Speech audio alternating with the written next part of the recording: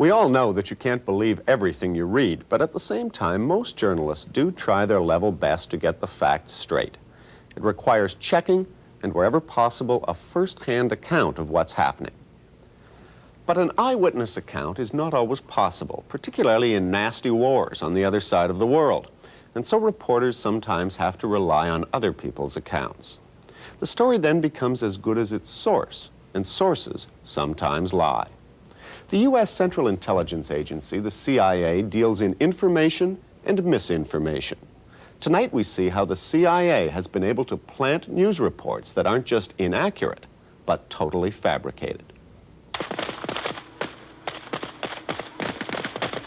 This is Angola, a former Portuguese colony in southwest Africa that's been at war since the mid-70s. Its left-wing government, supported by Cuban soldiers, fights a continual battle against guerrillas backed by South Africa. 10 years ago, the Soviets helped send guns and troops here, and the United States responded with support for the guerrillas. According to newspapers at the time, that's how the Angolan War started. But did it? John Stockwell, wearing the cross, worked for the CIA for 12 years. As a colonel, his last assignment was to run the U.S. campaign in Angola. The basic theme was to make it look like a Russian and Cuban aggression in Angola. And so any kind of story that you could write and get into the media anywhere that pushed that line, you did. 1/3 of my staff in this task force was covert action, was propagandists whose professional career jobs was making up stories and finding ways to get them into the press. In 1975, the resource-rich African country was being fought over by 3 factions. Agostinho Neto led the left-wing MPLA, which eventually became the government. Jonas Savimbi, an anti-Marxist, led UNITA, which was openly supported by South Africa. And another anti-communist force was led by Holden Roberto, who had been paid by the CIA for 14 years and was now to receive major U.S. support. The CIA had just closed down 3 long-term paramilitary operations in Southeast Asia. The Vietnam, Cambodia, and Laos. They'd had over 1,000 paramilitary case officers come flocking back to Washington. They didn't have desks for everybody, much less jobs, and morale was rock bottom low. They wanted a covert action. They wanted a paramilitary encounter. The rationale was that the Soviet Union was trying to take advantage of the United States' weakness right after the Vietnam War, that Angola was getting its independence and they were trying to snap it up, and that Henry Kissinger decided that we could not be weak and we wouldn't let them do it. Our own files disproved that. We moved into Angola first and the Russians were responding to us. But before the CIA could move, the U.S. National Security Council had to be sold, and Stockwell helped with the briefings. The first briefings on Angola literally went, gentlemen, this is a map of Africa. Here is Angola. And then they went on with a chart to explain there are 3 liberation movements in Angola.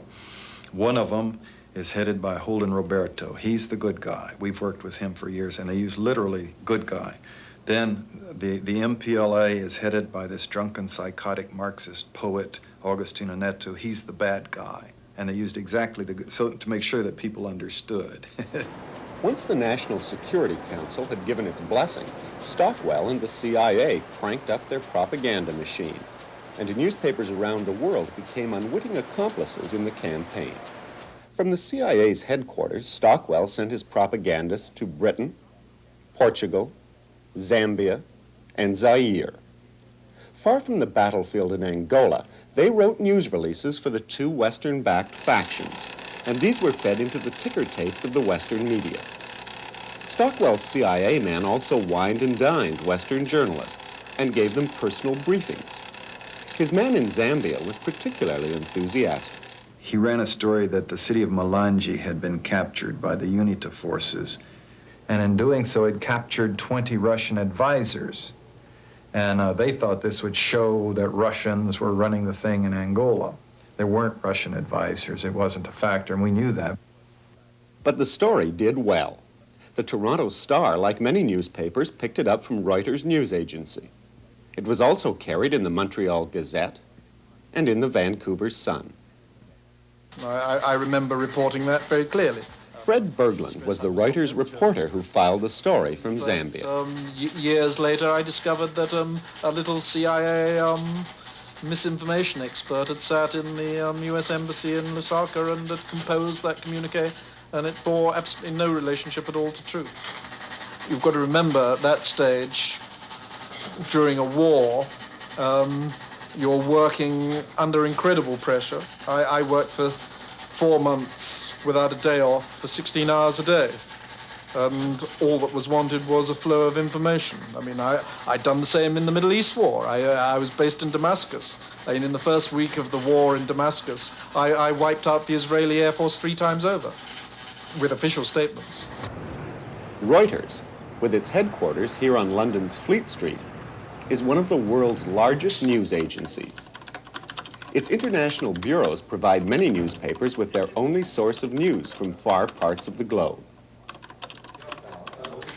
Well, I mean, with hindsight, some of the official statements from the side I was reporting, and I stress from the side I was reporting, but also from the side that people in Luanda with the MPLA reporting, clearly most of those statements were completely false.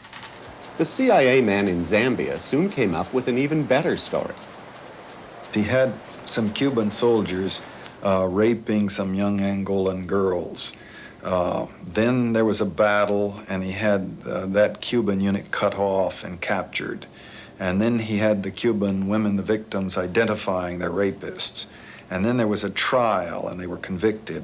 And then he had them executed by a firing squad of the women who had supposedly been violated, with photographs of young African women with weapons shooting down these Cubans.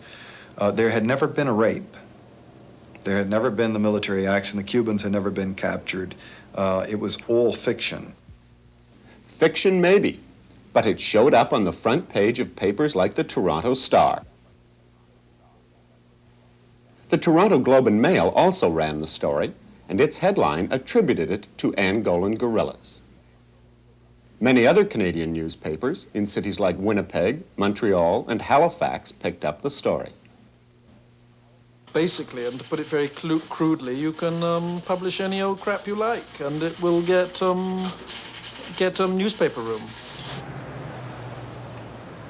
But despite the best efforts of the CIA, the armies it supported didn't stand much of a chance once Cuban soldiers showed up. The force led by the man who'd been on the CIA payroll, Holden Roberto, was wiped out. And UNITA and the South Africans made a hasty retreat.